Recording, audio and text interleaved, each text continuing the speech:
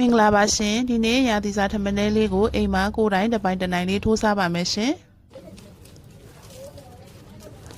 ကောင်းချင်းစံ1 ကီလိုသုံးထားပါတယ်ရှင်3 နာရီလောက်ရေစိမ်ထားပါတယ်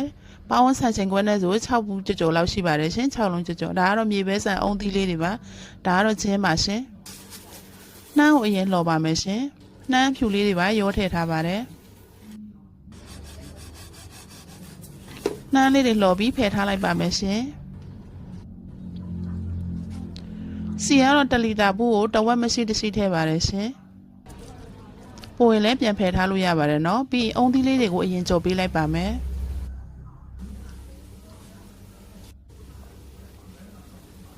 အုံသီးလေးတွေကြော်နေရင်လည်းအခုလိုမျိုးရွှေညူရောင်လေးတန်းလို့ရှိရင်တော့ပြန်ဆယ်ထားလိုက်ပါမယ်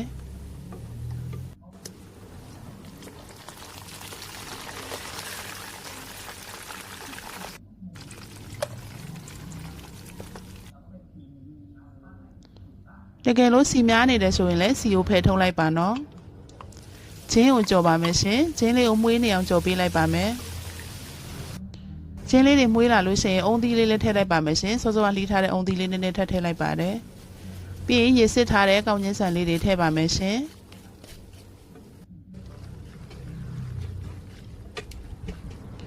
ကိုကနည်းနည်းလေးချွတ်ချွတ်ကြိုက်တဲ့အတွက်တကြားလေးထည့်ပါတယ်ရှင်တကြားထမင်းစားစွန်းနဲ့6စုံလောက်ထည့်ပါတယ်စားထမင်းစားစွန်းတစ်စုံမရှိတရှိထည့်ပါတယ်ပြီးရင်သူ့ကိုရေလေးတွေကုန်အောင်ကြော်ပေးပါမယ်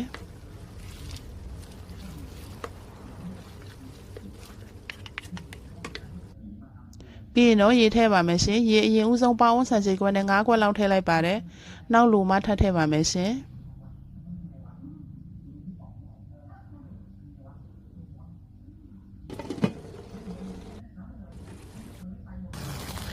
အောက်အိုးကမှာဆိုလို့တစ်ချက်ဖွင့်ကြည့်ပြီးမှွေပေးပါမယ်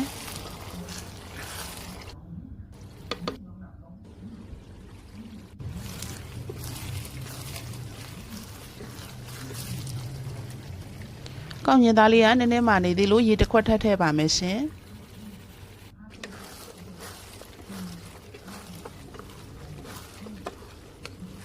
ထိုးပေးရင်ကောင်းညင်လေးတွေကအခုလိုနူးနူးနက်နက်လေးဖြစ်နေပါပြီရှင်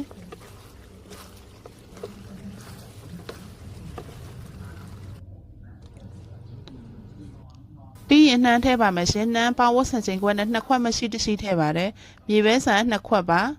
ပြီးလို့ရှိရင်ကြော်ထားတဲ့အုံသီးလေးတွေပါထည့်ပါမယ်ပြီးရင်သူတို့ကိုသမအောင်သေချာလေးထိုးပေးပါမယ်ရှင်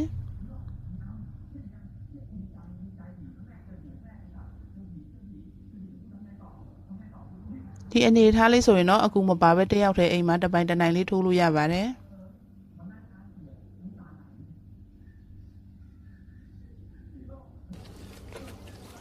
ထိုးပေးရင်လည်းအခုလိုအနေထားလေးရလာပါမယ်ရှင်ဒါဆိုရင်တော့ထပ်မင်းလေးရပါပြီစီများနေရင်စီကိုစစ်ထုတ်ပြလို့ရပါတယ်နော်ကျေးဇူးပါရှင်